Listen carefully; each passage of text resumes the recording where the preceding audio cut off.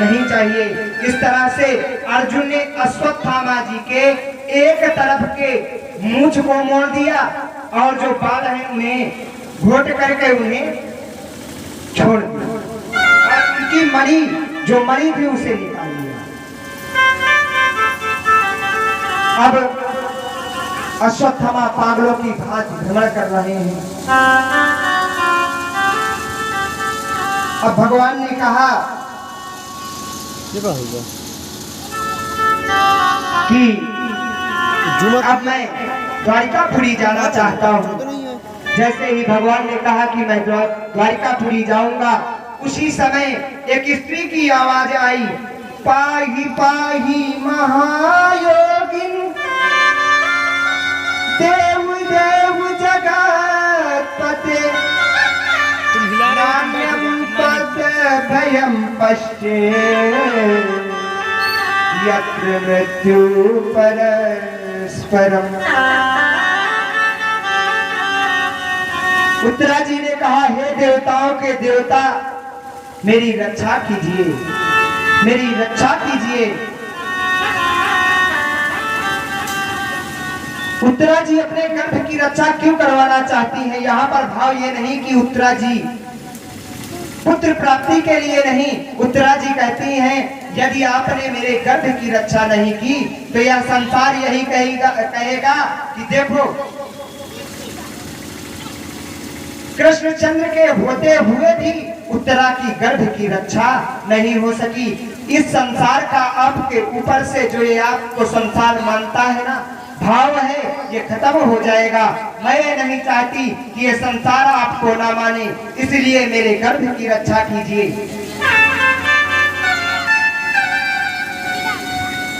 तभी भगवान उत्तरा जी के वंदना से प्रसन्न हो गए और भगवान उत्तरा जी के कर्ण में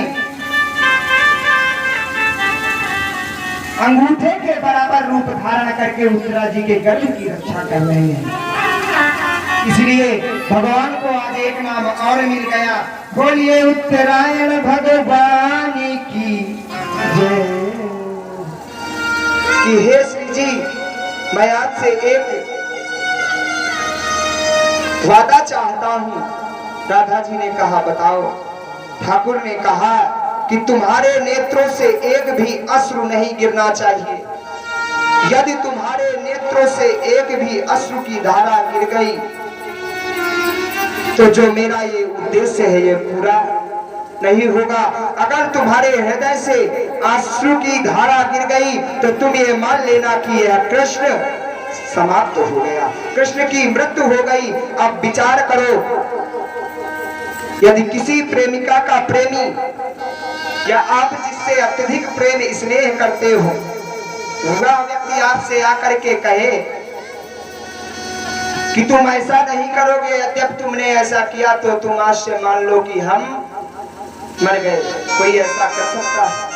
राधा जी ने कहा, ठीक है, मैं आपसे वादा करती हूँ कि मेरे नेत्रों से एक भी अश्रु नहीं निकले। राधा जी ने ठाकुर जी की आरती उतारी और ठाकुर जी ने कहा, ये लो राधा, अरे मैं इस बांसुरी को तो तुम्हारे लिए बजाता था।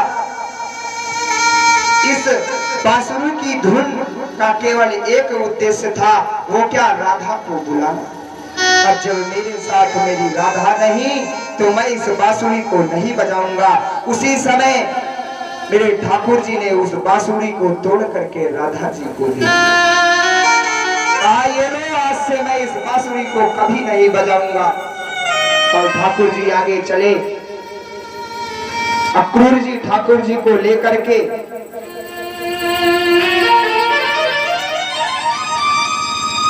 मथुरा में आ गए।